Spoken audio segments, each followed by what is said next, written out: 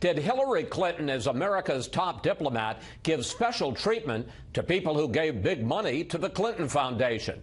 That's the question tonight following the release of more emails Clinton's team did not turn over to the government last year. Correspondent Rich Edson on what critics are calling a pay-to-play arrangement.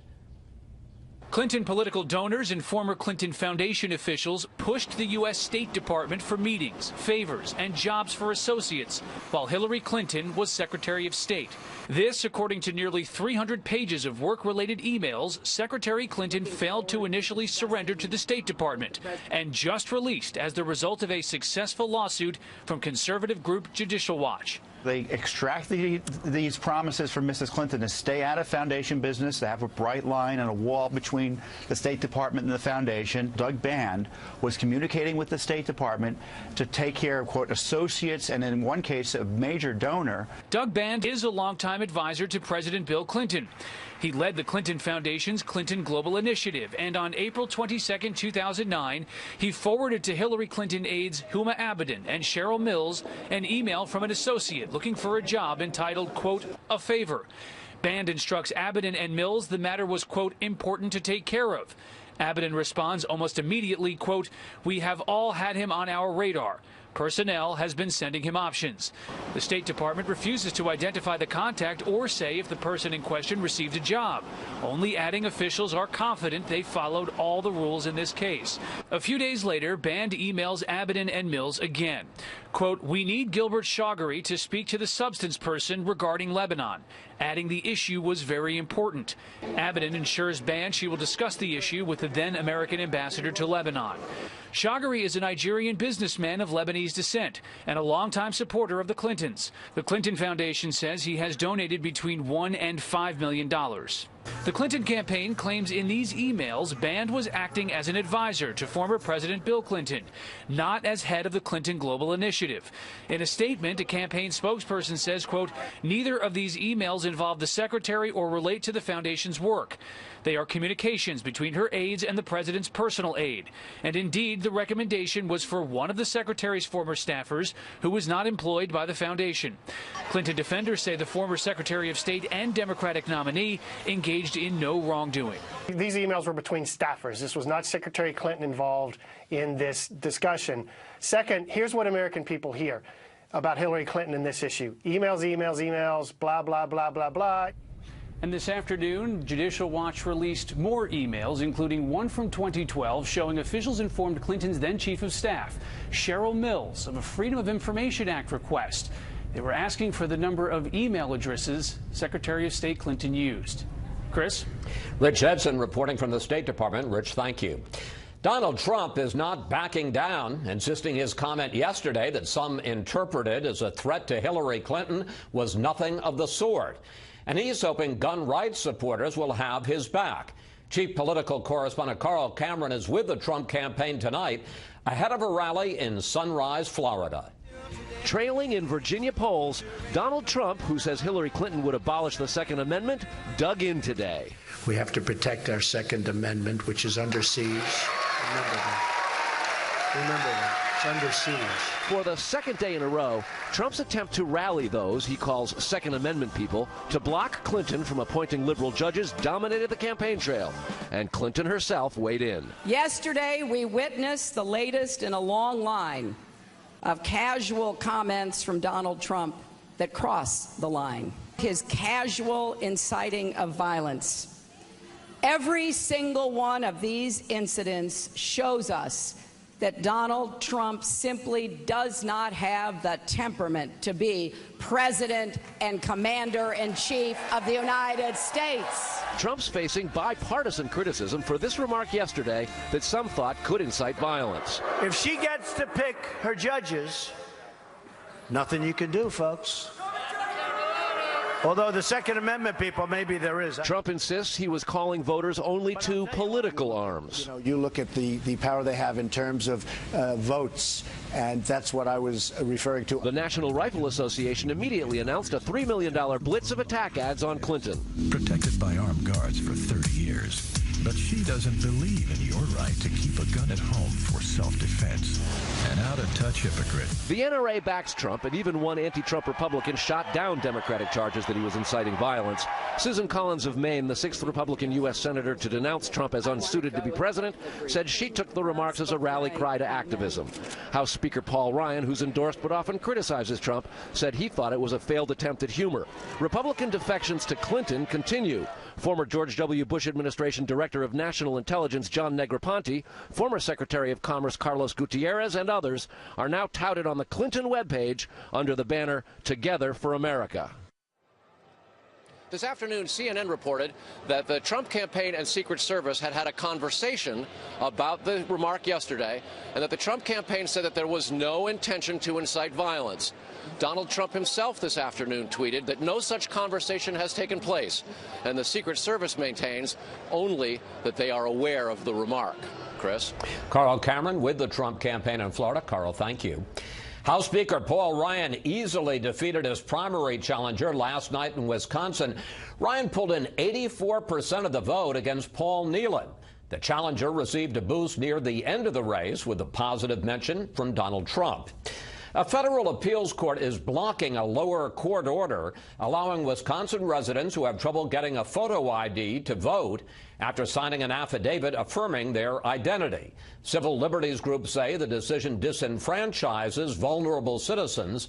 A second court ruling creating another way around the voter ID requirement remains in effect, but it's also being challenged. Hillary Clinton is focusing on the Midwest. She made 2 campaign stops today in Des Moines, Iowa. Tomorrow, a major economic speech in Detroit. Senior political correspondent Mike Emanuel sets the scene from the Motor City. Hillary Clinton is back in battleground Iowa with an eye on expanding the electoral map in November.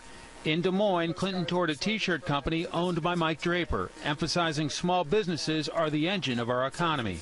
I've been talking a lot in the last few weeks about the need to get more good jobs with rising incomes for more Americans. But part of that has to be helping more people like Mike start and grow businesses and create the conditions in which they can be successful. The latest Marist poll has Clinton leading Donald Trump 41% to 37% in Iowa. In Ohio, Clinton holds a 5-point edge in that survey. And in Pennsylvania, Clinton is ahead by 11. It's worth noting Clinton and running mate Tim Kaine won on a bus in Ohio right after the DNC in Philadelphia. So Clinton is actively trying to sweep the Rust Belt from Trump. This is one of the big differences that I have with Donald Trump. I have many big differences with him, but one of them is that he makes all these things. He doesn't make any of them in the United States. Clinton is looking to compete in Arizona and Georgia, which are typically red states. The campaign is planning to hire staff seeking to put those states in play. Clinton's also eyeing Utah, which hasn't gone for a Democrat since 1964. She wrote an op-ed in the state's second-largest newspaper making reference to religious freedom and the Constitution and mentioning the 2012 Republican nominee, quote, listen to Mitt Romney, who said Trump fired before aiming when he decided a blanket religious ban was a solution to the threat of terrorism. Clinton continued that GOP outreach at a rally late today. I am humbled and moved by the Republicans who are willing to stand up and say that Donald Trump doesn't represent their values.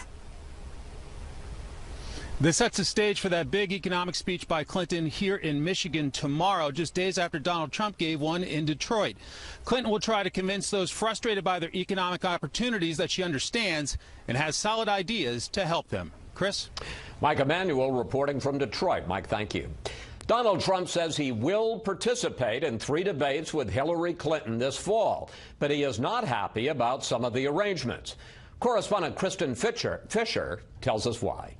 The last major party presidential candidate to back out of a general election debate was Jimmy Carter in 1980, refusing to share the stage with independent candidate John Anderson. And after Richard Nixon's disastrous debates with John F. Kennedy in 1960, there were no presidential debates between Republican and Democratic candidates for the next 16 years. But in 2016, for a Republican nominee to bail on the debates would be a gamble of historic proportions. Donald Trump needs to be in those 3 debates because, from an electoral college standpoint, he's really starting out from a position of catching up. So he can't afford to miss one, I don't think. He's got too much ground to make up. Trump already skipped 1 debate during the primary. He also claims to have single-handedly renegotiated the length of another debate from 3.5 hours down to 2. Now, Trump tells Time magazine he'll, quote, absolutely do 3 debates, and that he wants to debate, quote, very badly, but he wants to see the conditions first. He also told Time he's reserving the right to pull out if he doesn't like the moderators who have yet to be announced. Earlier, he said he didn't like the dates because 2 of them were at the same time as football games. Hillary Clinton wants to be against the NFL. She doesn't, maybe like she did with Bernie Sanders, where they were on Saturday nights when nobody's home. The Clinton campaign says it is not clear if he's trying to avoid debates or merely toying with the press to create more drama. Either way, our campaign is not interested in playing along. We will accept the commission's invitation and expect Donald Trump to do the same. That commission is the same independent, nonpartisan commission that sponsored every presidential debate since 1988. The Commission on Presidential Debates has set these debates up months in advance, over a year in advance, and they say there's really nothing they can do, that they're really not in a negotiating position. As of now, the commission says it has no plans to meet with the Trump campaign, though that could change. What is in the works is a meeting between the Trump and Clinton campaigns, and that should happen sometime over the next few days. Chris? Kristen, thank you. This highly unusual presidential race is having a trickle-down effect on other big contests in November. Case in point, the New Hampshire Senate race. An incumbent Republican is having a hard time in her bid for re-election, and a lot of people are blaming Donald Trump. Senior correspondent Rick Leventhal reports tonight from Manchester, New Hampshire. Republican Senator Kelly Ayotte hosts a forum on veterans' health issues, part of a busy public schedule as she fights for her political future in one of the tightest Senate races in the nation against Democratic Governor Maggie Hassan. I know we can do better, and I want to bring the kind of work ethic and pragmatism and commitment to problem solving that we have here in the Granite State to Washington so we can move our whole country forward. I wake up every single day with a sense of purpose to work as hard as I can on behalf of the people of New Hampshire. So there are always challenges thrown at you, but it's worth it. Onward to victory in November. 3 months before the election, polls show the race is essentially a dead heat. New Hampshire typically leans Democratic in presidential election years, and Hassan's numbers have risen as Hillary Clinton's lead over Donald Trump has widened. But Ayotte gets a bounce as the incumbent. She's actually doing better than Trump here and trying to distance herself from him, while Hassan is endorsing Hillary. I support Hillary Clinton because she and I have been working for the same thing, expanding middle-class opportunity, helping our small businesses, keeping our country safe. Ayotte's walking a fine line. I've said clearly I'm going to be voting for him. I'm not endorsing him. I have disagreements with him, which I've been quite vocal about, and I'll continue to do that. And her reluctance towards the Republican nominee hasn't skipped his attention. Just last week, he told the Washington Post, "She's given me no support," and implied she's, quote, weak. Both Ayotte and Hassan are treading carefully because neither presidential candidate is well-liked in their home state. Donald Trump and Hillary Clinton are the 2 least popular candidates that have ever run for president in the 20th century, non-incumbents. And in New Hampshire, their unfavorables are both about the same. About 60% of the voters in the state have unfavorable opinions of both candidates. Andy Smith says this race is simply too close to call and will likely be the most expensive political battle in New Hampshire state history, with millions of dollars pouring in from out-of-state donors hoping to influence the outcome. Chris? Rick Leventhal reporting from Manchester, New Hampshire. Rick, thank you. Senator Ayotte is sharing an unclassified report she got from the Pentagon about the militant backgrounds of the detainees still housed at Guantanamo Bay. She says President Obama is planning to release more dangerous terrorists. The administration is set to transfer 34 of the remaining 76 detainees to other countries. Well, as you may have seen, a man is right now climbing up the outside of Trump Tower in New York. Let's go to Shepard Smith at the Fox News deck for an update. Shepard. Chris Wallace, we've been watching this all afternoon. And of course, the moment you come to us, the picture goes down. But here's what's happened. About 3:45 this afternoon, so 2.5 hours ago, a man started climbing the outside of the Trump Tower building. Some guy walks through the lobby, tells security, there's some guy climbing the building. They went out there, and sure enough, he was. By then, he was at the 6th floor. They put inflatables down. Our friends at ABC7, the local ABC station here in New York City, report that they saw in his backpack some paperwork that had Donald Trump's name on it. He's just taken the backpack off, and he's just been climbing up the building. We're told he's up about the 15th floor now. The police have been negotiating with him, as they put it. They've knocked holes in the walls and the glass, pulled the glass out, and been saying to him, you know, you got to come down, trying to negotiate an end to this. And they say they're just going to wait him out. If we were to pan up now about 2 stories, you'd see that the police have removed a window, and they're just waiting for him to get there. The question is, will he go around the side of the building to avoid them? This is a wider shot of that. They're the 2 police windows that have been opened up, and this is the climber down here. So this is the south front of the building, and this is the 5th Avenue side. Chris, 2.5 hours later, he's still climbing. Say it's about time. Every year, Nevada homeowners spend $16 million to help subsidize 17,000 customers who put solar panels on their roof, but not for much longer. In a controversial move, the state's Public Utility Commission, or PUC, is phasing out that subsidy over the next 12 years. Let's hear it one more time for solar. Give it up, people. Solar customers in Nevada now blasting the state's decision to phase out net metering, the incentive program that reimbursed residential customers at retail rates for excess power generated by their rooftop panels. The PUC and Governor Sandoval have backstabbed us and have gone against, supporting us, the little person. According to solar activists, the new rules mean customers' utility bills will increase by 50%, meaning some will end up paying more than had they not gone solar. Many customers said they wouldn't have shelled out thousands of dollars to install rooftop panels if they had known they'd be hit with higher fees, and blame the Nevada Public Utility Commission for what they call a bait and switch. We don't hate solar. Paul Thompson, head of Nevada's PUC, says the net metering perk was unfair because it meant homeowners who didn't have solar panels were subsidizing those who did. As the rooftop solar industry has gotten larger and larger, we've seen this subsidy grow. And what started as a legislative policy to kickstart the industry, now 18 years later, it's time for that industry to stand on its own 2 feet. This warehouse used to be completely full of solar panels and inverters. But as a result of the new policy, many solar companies say they're having to downsize due to a lack of customers. And several, including Solar City, have stopped doing business in the state, eliminating more than 500 jobs. Activists are now hoping state lawmakers will allow customers who went solar before the PUC's decision will be able to keep the rates they signed up for. And they're also fighting the new policy in the courts. It is a legal battle that other sunny states like California and Arizona are watching closely. Chris? Claudia Cowan reporting from Reno, Nevada. Claudia, thank you. American police have just stopped that man who was climbing the Trump Tower in New York City. They've arrested him safely, brought him inside. Let's go to the Fox News deck and Shepard Smith for the latest. Chris, it happened just less than a minute ago. The man is climbing on these suction cups as he's moving them up, and a police officer just reaches out and grabs his arm. I think we can turn the video around for you. This happened, I don't know, a minute and a half ago or something. We were doing this on Facebook Live. Gave him a little nudge there, and then just sort of dragged him into the building.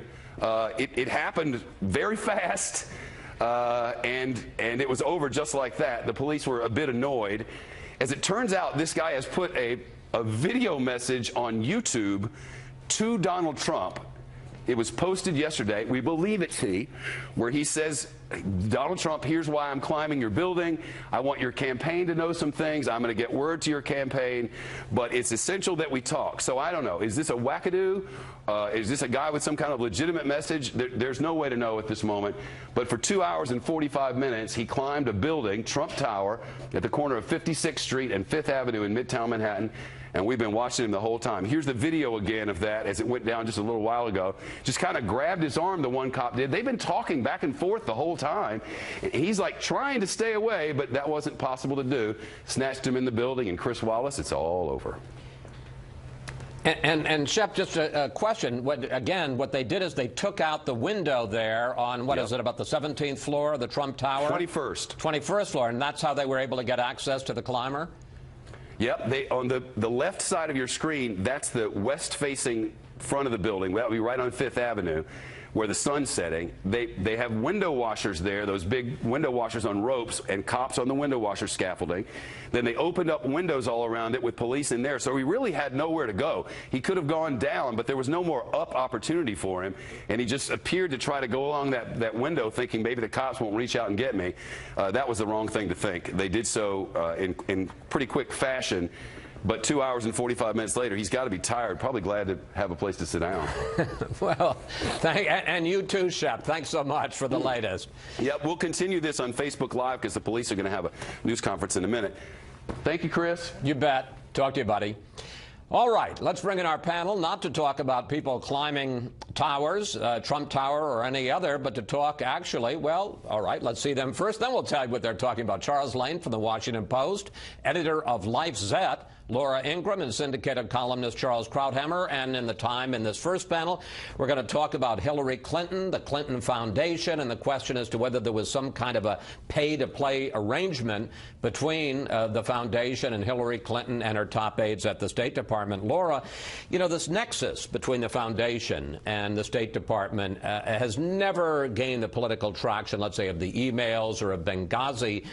Do these latest set of emails, does that change that? Is it going to make it a bigger deal? Well, one would think it should under current federal corruption law, where it states that if a federal official receives anything of value in exchange for changing federal policy or federal action, you could be held liable. In this case, perhaps we'll learn more with other email releases. But one thing that's clear in the release of these emails is that, boy, when you give $1 million to $5 million to the Clinton Foundation, you can really cut through the bureaucracy fast. I mean, that Mr. Whatever it's Gowdery or Chowdhury, Shaggery, he was able to cut through all the way to Huma Abedin. They were able to connect him with the Assistant Secretary of Near East Affairs. And apparently, it went from there in a phone conversation. Now, what happened in the phone conversation, we don't know. But it's clear that the Clinton Foundation was a conduit for influencing federal officials at the State Department. Again, to what extent? We don't know. Is it just to get a job? Is it just to get a meeting, a hearing on a future project? This is what we always thought might have been at the heart of this Clinton Foundation email issue. All right. Let's remind folks, give you an example of what we're talking about. And here is an exchange, and let's put it up on the screen, an email exchange in 2009 between Doug Band, who was a top official of the foundation, as well as President Clinton's personal aide and top Clinton aide Huma Abedin. Band, I'm going to do a dramatic reading here. We need Gilbert Shaggery, who was a top donor to the foundation, to speak to the substance person, Ray Lebanon. As you know, he's a key guy there and to us, and is loved in Lebanon. Abedin email. It's Jeff Feldman, who was then the U.S. ambassador to Lebanon. I'm sure he knows him. I'll talk to Jeff. Pan, better if you call him. Now preferable. This is very important. Chuck, big deal, small deal, no deal? I think it depends a lot on what was so important and what was the matter involving Lebanon that was so urgent that, as Laura suggests, the usual bureaucratic hoops would not do, that you had to go straight to the top in this way. And of course, another thing that will make a lot of difference is whether Hillary Clinton herself knew about this or got involved directly one way or the other. So far, there's no evidence of that. It's interesting to point out here that Doug Band and Huma Abedin aren't at arm's length. I mean, they're in business together, if I remember the story. They weren't then, but they are now. But they are later on. I mean, this is a very interlocked group of people.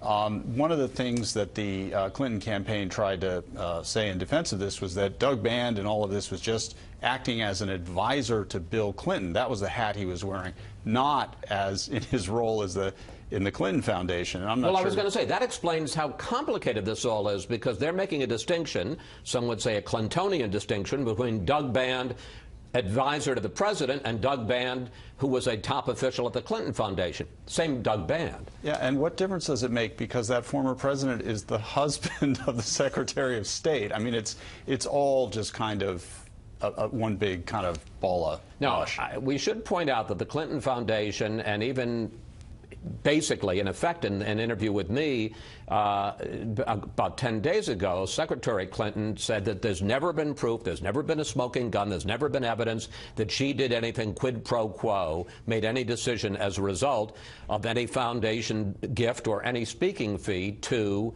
her husband. Here's the reaction to the latest batch of emails from Donnie Fowler, who's a former official in the Clinton administration. Take a look. These emails were between staffers. This was not Secretary Clinton involved in this discussion. Second, here's what American people hear about Hillary Clinton and this issue. Emails, emails, emails, blah, blah, blah, blah, blah. Emails, emails, emails, blah, blah, blah. It's already baked into this election. This isn't going to really change the direction of this race. Charles, I never thought I would ask you this question, but blah, blah, blah? Look, I think this guy's whistling in the dark. This is, I think, can be quite ominous. There are two questions that have been outstanding forever. The first is, what exactly does the foundation do? I know what Habitat for Humanity does. I know what the Gates Foundation does. It is obvious that it was a huge networking operation, funding, supporting, and giving jobs to the entire Clinton retinue, waiting for her accession, for the Clintons to return to the White House. And the second question is, why does she have a private server? I have always speculated here, and I said it was pure speculation, that the real stuff, the reason she had to hide all this, obviously she meant to hide things, was because there is something having to do with the foundation. And that's where you would put all the so-called private stuff. It wasn't yoga lessons or wedding invitations. If there was anything about improper connections, and we see them here, this is just a hint of it. This is a few emails. What was in the 30,000? If anybody gets their hands on them, Russian or not, they could come spilling out stuff that could destroy her candidacy. She knows what's in there. But if anything, it's the connection between the foundation and what she did as Secretary of State. Whether there was a direct quid pro quo, I think, is irrelevant. We're talking now not about criminal activity, but the political effect, and it could be devastating. Laura, let me ask you, because as I said, Secretary Clinton and all of her top campaign officials and aides from the State Department say, look, there's no smoking gun here. There's been a lot of investigation. A fellow, Peter Schweitzer, wrote the book, Clinton Cash. Yep. There's no quid pro quo, at least hard evidence. Does that make a difference? Yeah, well, I think, again, it probably would be somewhat persuasive if indeed there weren't so many missing emails.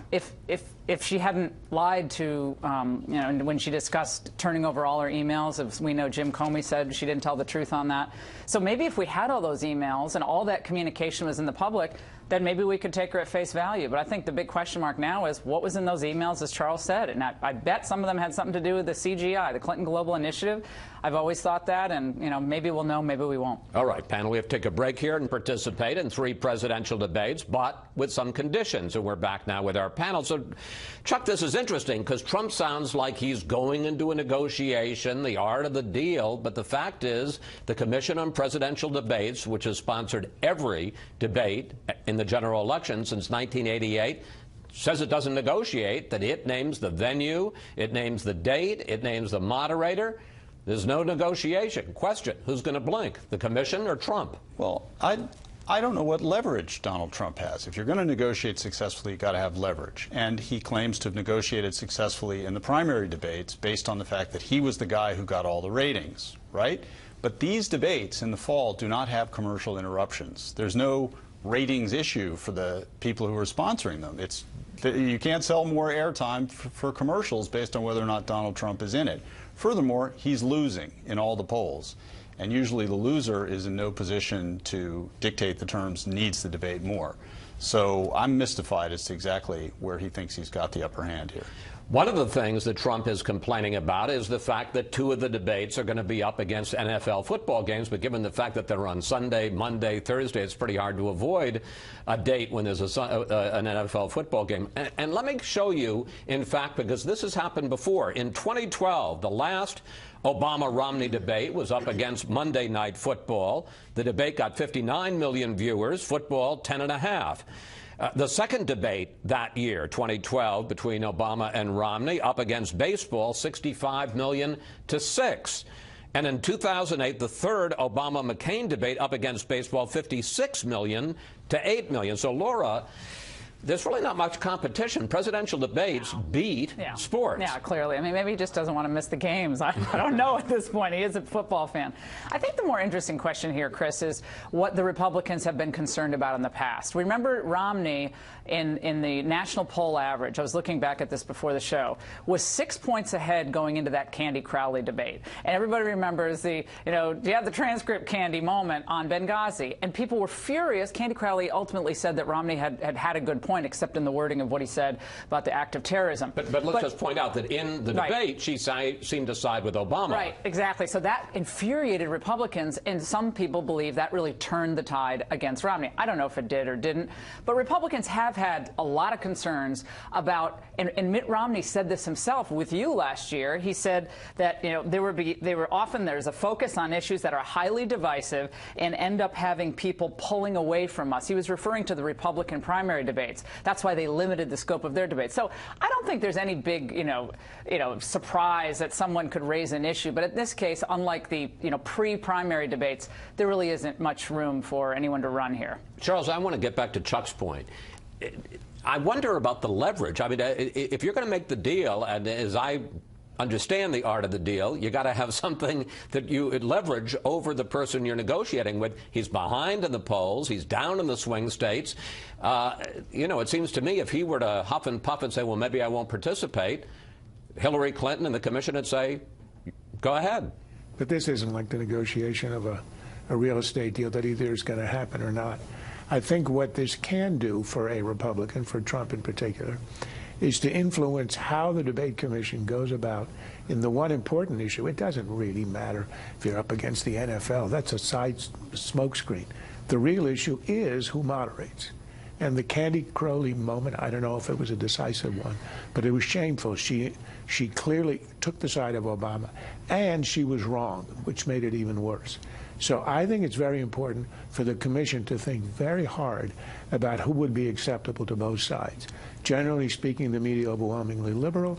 So if you're going to take a random sample, you're going to get liberal moderators who will try to be objective, but in the end, it's very hard to be. So I think it's important to make the point that we're going to be watching very carefully who the moderators are, and if they are unacceptable, you can say, I'm not going to participate unless we get somebody else.